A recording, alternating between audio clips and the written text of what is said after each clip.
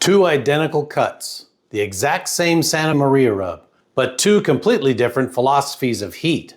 We have a 5-hour triple threat against a 45-minute Weber sprint. The results? You might just change how you plan your next barbecue. Let's get at it.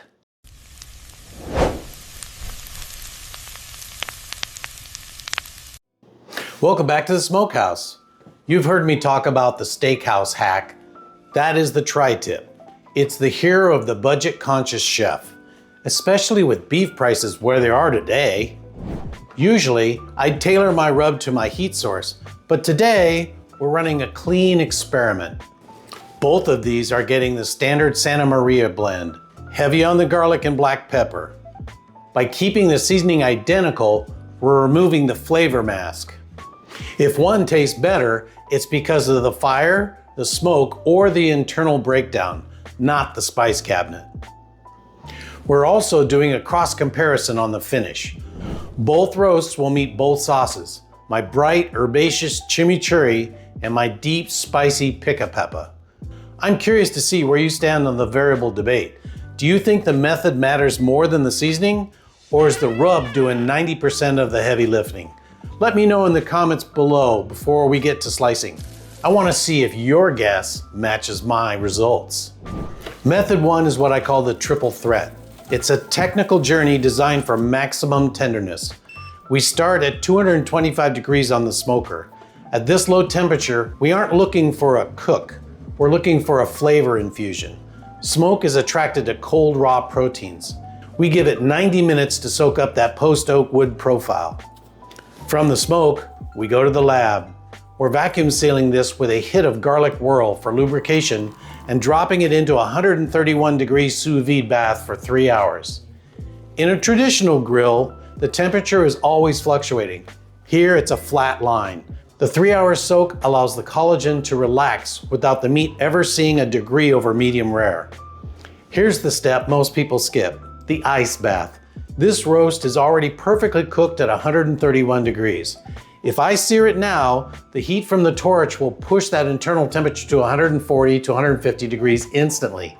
The ice bath drops the surface temperature, creating a safety zone. Now we manufacture the bark. Since there's no fat cap to render, we're using the torch to hit the seasoning and the meat fibers directly. It's precise, it's fast, and it creates a crust that's perfectly uniform. Now for the old school approach, the fast and furious. We've got the Weber grill dialed in at 450 degrees. I'm using all 3 burners to create a massive heat floor. This is about power. We're going direct over the flame for 5 minutes aside. We're looking for that charred, slightly irregular bark that only comes from dripping juices hitting a hot deflector and sending that flame-kissed flavor back into the meat. Once that crust looks right, we shift to indirect. I'm killing 2 of the 3 burners and moving the roast to the cool side. This allows the center to come up to temp without burning our Santa Fe Maria rub into a bitter carbon.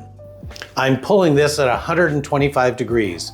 With a roast this thick, carryover cooking will do the rest of the work while it rests. The most important tool in a chef's kitchen isn't the grill, it's patience. These need 15 minutes. If you cut now, the juice stays on the board instead of in the meat. Look at the visual data. The triple threat is a solid wall of pink. The Weber has that beautiful traditional bullseye gradient. Both look incredible, but they represent 2 very different textures. This is the moment of truth. Same rub, different methods, and 2 different sauces on each. The triple threat with the chimichurri is classic. It's clean and refined. But when I hit it with the Pickapeppa, the sauce almost overpowers that delicate smoke. It's good, but it's a bit of a mismatch. Now the Weber roast. With the chimichurri, it's great, but that aggressive fire char competes with the herbs. But the Weber roast with the Pickapeppa, that's the winner. The deep, funky heat of the sauce loves that charred Santa Maria bark we get from the direct flame. So which one wins? If you're looking for a technical masterpiece with a texture that rivals a $100 prime rib, the triple threat is your method.